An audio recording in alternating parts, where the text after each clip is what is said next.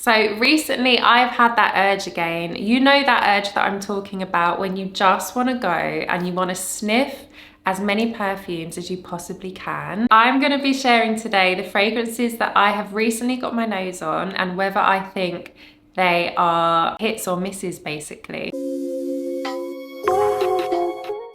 Hey there, welcome to my channel or welcome back. If it is your first time joining me, hi, my name is Verity. I hope you're doing really well. So I've got my notes here. I did make notes as I was trying these new perfumes just so I didn't forget anything. And yeah, let's just get straight into the perfume. First fragrance I feel is quite controversial for some reason. I feel like this has had quite a lot of hate and mixed reviews. Not all hate, but definitely a lot of negative reviews around this perfume. MFK's new fragrance, Kurky. Look how many samples I have of this, and I've used about 3. I had loads of samples. I've had a good test of this fragrance, so I feel like I really can speak about it. I'm just gonna say straight up, I actually like this fragrance. Now, I'm not gonna say love, but I'm definitely gonna say I like this. It potentially is one that I may even grow to love. I'm definitely someone that isn't persuaded by what people are saying about something. I have to go and try it for myself and just base my own opinions on something, and I'm going to just say that I actually really like this. I had no idea what to expect with this fragrance. I just knew that it was something quite different to what France's Kurkdjian normally does. So I knew that it was going to be something a bit more sweet. When I heard that it had notes of like candy and fruits, I was really excited to get my nose on it because I do love a sweet fruity scent. Let me just give it a spray while it's here. So the inspiration behind this, Kurky is a poetic invitation to reveal our inner child with a burst of spontaneous carefree laughter. Kurky, with its fruity musky notes, encourages us to see life in colour and to be filled with wonder again. So I do see where he was going with this scent. I don't know what it is, but I do find that there is something very addictive about this fragrance. And what I like is I'm not always into overly gourmand scents. Because of the candy note and the sweet notes listed, I think maybe people felt it was going to be way more gourmand than what it actually is. But what I feel this is a very skin scent, sweet, musky fragrance that for me, in my opinion, could just be a great everyday fragrance. It isn't anything groundbreaking, but it's a fragrance I feel is done really well. It's musky, it's soft. It would be a really good signature scent. And one thing I have to say is that I have heard that the performance on this isn't good and the longevity is terrible. And I've had the complete opposite to that when I've tried this. And I've been through multiple samples of this. And it has lasted really well on my skin. Although it's not a really big projecting fragrance, it's not powerful, it's not strong, it's not beast mode. It is like a skin scent, but it's very long lasting on me. Now, I do really like this. I think it is really nice. However, the price on this is very steep. I wouldn't say no to a bottle, but would I part with the cash myself and buy a bottle of this? I'm still on the fence. That isn't a definite no, because there is something about this that I do really like and find quite addictive, and I'm loving the samples. I'm getting through them. And maybe by the time I've finished all the samples, I'll have a definite answer to that question. But for now, as much as I love it, I won't at this stage be buying a bottle. So it is lovely. I do like it. I do find it lasts on my skin, but I just don't know if I could spend that cash on a full bottle of this. But it is a definite like for me. I actually really like Kurky a lot. So this next fragrance I got a sample of with another purchase. This is Balmain Carbone. So this is my first experience really getting a feel for one of the new fragrances. So instantly when I first smelt this, I had no idea who was behind the fragrance. I had no idea of the notes. I just got this sample and I just sprayed it and just, you know, wanted to see what it was like. And the minute I sprayed this, I thought to myself, this fragrance smells exactly like something I already have, or a combination of fragrances I have. And I'm gonna tell you what it smells like. This smells exactly like a mix of Amouage Existence and Dries Van Noten's Fleur de Mal. So when I went online, I looked at the notes and I saw that the perfumer is Quentin Biche. I was like, that is so obviously one of his creations. It's literally got his name all over it. Suede-y, leathery, sweet floral scent that he does. It is really, really good. I was actually shocked at how much I enjoyed this. This has notes of white musk, suede, rose, sandalwood and patchouli. I really get the suede and the rose and the muskiness in the dry down. I'm gonna have to get my husband to wear this because I just think it would smell really, really good on a man. So I am a huge lover of Celine fragrances. I have a couple in my collection. I have a wish list like this big for Celine fragrances. I love them. So when I saw they'd released a new one for the summer, I was like, I need to get down there and smell it. I actually went out of my way to go to the mall just to go to Celine to smell the perfume. That is how sad I am. The fragrance is called Un été Francais, which translates to a French summer. I was like, yes, that sounds incredible. Super, super excited to try. It has petitgrain, neroli, bergamot, vanilla, gorse, jasmine. If you know me, you know I love white florals. So, couldn't wait to try it. I went in there, got my nose on it, and I was pleasantly surprised. I thought it was very pretty, a very light and airy and a very fresh green vanilla. I really could smell the white florals. It was more citrusy in the opening, and then you did kind of start to get the florals through the dry down. And for me, it did smell like a summer breeze. It was just so airy and light and fresh and floral, like that kind of summer breeze you get when you're on holiday in Europe, in France or Italy. So I feel like they have captured that kind of French summer through the fragrance. I did find longevity questionable though, because I gave myself a real good spray. When I went in to try this, I didn't wear any fragrance. I just went straight to the store. I knew I was gonna just wear that for the day. I sprayed and sprayed myself. I did find like it got quite faint quickly. I don't know if I went nose blind to it or if the longevity is questionable, but that's a fragrance I need to explore a bit more. Unfortunately, I didn't get a sample of it, so I only sprayed it in the store, but I did literally spray myself all over with the fragrance, and I still found that it faded quite quickly. So yeah, I need to look into that one a bit more, but overall it is a lovely fragrance and I did enjoy it. So I was lucky enough to get a sample of the next fragrance. This is Prada Infusion de Rhubarbe, and I've wanted to try this for a while because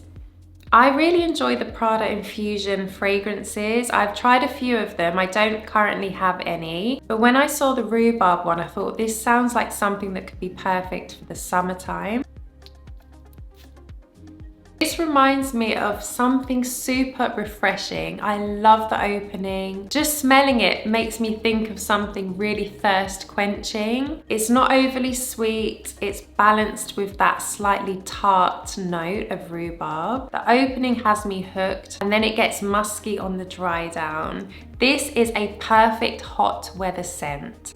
It's one that makes you feel cool and refreshed. And even like in the heat, Dubai is so hot now, it's roasting here. And when I spray this and wear this, it makes me feel really refreshed. It cools you down, it's so good. But my only issue is longevity again on this one.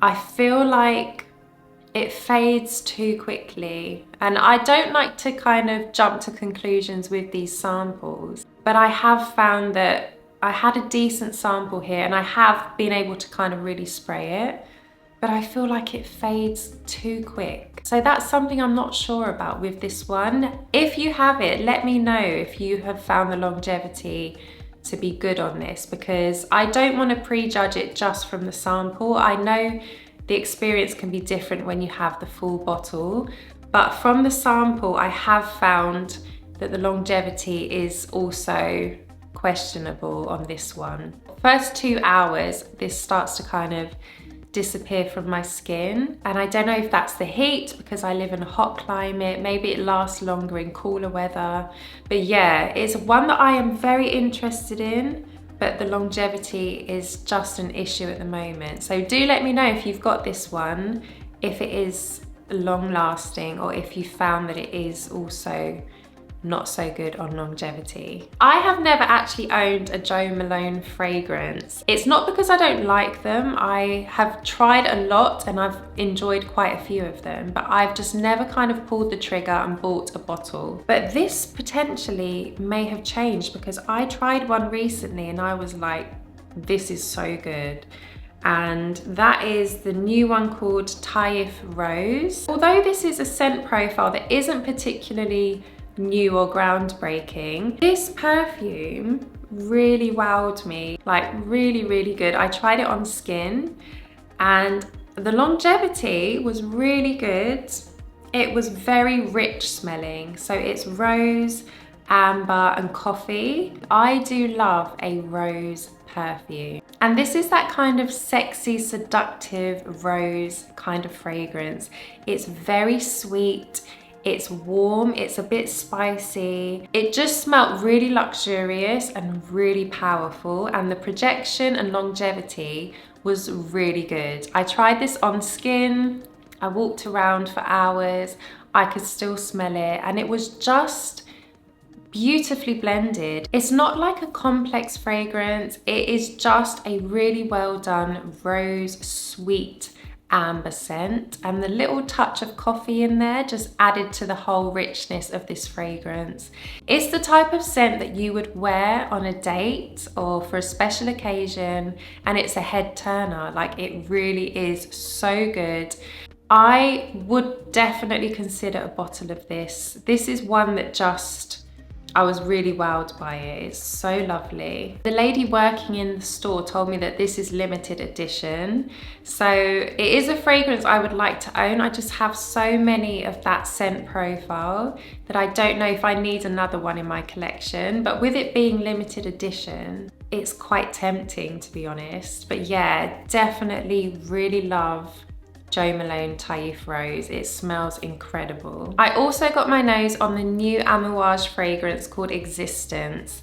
So I didn't really know what to expect with this one. I kind of just went in there not having any expectation or not having a clue, to be honest, what this perfume was going to even smell like. When I tried the fragrance, I kind of like, I don't know, I was taken aback, to be honest. I was like, And I instantly thought to myself, this smells very, very similar to a fragrance already in my collection. And it smells so much like Armani Privé's Musk Chamal. That is what I smelled instantly when I tried this. I was like, I have something already really similar to this. Not quite as soapy, like Armani Privé Musk Chamal is soapy, but I felt like Existence was on another level of soapiness. It just smelled like pure, mild soap.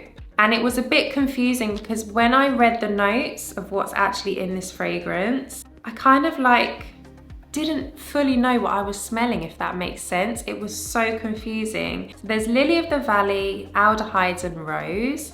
You have frankincense, labdanum, white musk, benzoin and ambergris. I sprayed this on skin as well, so it was different on the test strip, it was different on skin. So I instantly picked up the aldehydes because the fragrance is super luminous and bright and very, very clean smelling. Slightly floral, but I didn't even pick up much florals. I just got kind of baby soap from this fragrance, which, yeah, it was very, very unusual, very unique. Does really remind me of Musk Chamal, and it also smells a bit like Frederic Malle Acne Studios fragrance as well. Similar scent profile, but it's definitely unique, and it's one that you need to try and test on skin. So I got my nose on some Atkinsons fragrances, some new ones. I tried one called Shine Despite Everything, and I thought, I kind of laughed. I was like, this is quite an unusual name for a fragrance and quite random. And then I kind of looked into it, and this particular fragrance is paying homage to a French actress from the 19th century called Sarah Bernard. So that is where the name comes from. And this fragrance really did blow me away. I feel like Atkinsons have some amazing scents that kind of you never really hear much about. Atkinsons does oud just the way I like it. Quite subtle, but rich and warm. And oh my goodness, like this fragrance left an incredible scent trail and sillage. It was just so good. You have pimento, turmeric, frankincense, caramel, rose, orris, akigala wood, vanilla, coumarin. This was a gorgeous, sweet, intoxicating vanilla. Very, very majestic smelling. I feel like Atkinsons really nail this whole majestic, very luxurious smell. This is another one where the oud and the vanilla combo is just perfection. If you think that you don't like oud, you need to try Atkinsons perfumes, because Atkinsons do oud just the way I like it. I cannot fault the way they do it. It's not that very heavy, overpowering kind of oud. It's so smooth and soft and blended to perfection with the vanilla, like really good. Performance, 10 out of 10. Sillage, longevity. It's one of those head-turning perfumes. It's so beautiful. So yeah, Shine Despite Everything is definitely worth checking out if you like a very warm, spicy vanilla. Vilhelm have some new fragrances out. I managed to check out the new collection. The one that's really stood out to me is called, and I think this is how you say it, so if I'm wrong, please excuse me, but I think it's called Chimilka. This is a very fruity, kind of leathery scent. Very fruity. You have peach, you have some mandarin in the opening, but it does change as it dries down. So the fruitiness does subside, and then it becomes more of a woody, earthy kind of scent. You have leather, you have mossy notes, patchouli, amber, sugar, and musk. So I think I was really captivated by this fragrance in the opening. I love the peach, I love the fruits. Then as it changed, I still enjoyed it, but I think the opening kind of hooked me in. It dries down to a very kind of musky, leathery scent. It's similar to something like Bibliothèque by Byredo. So yeah, Chimilka was my favorite out of the new Vilhelm collection. Do let me know in the comments if you have tried any new fragrances recently and what has been added to your wish list. Thank you so much for watching, and I look forward to seeing you in the next video. Take care, bye.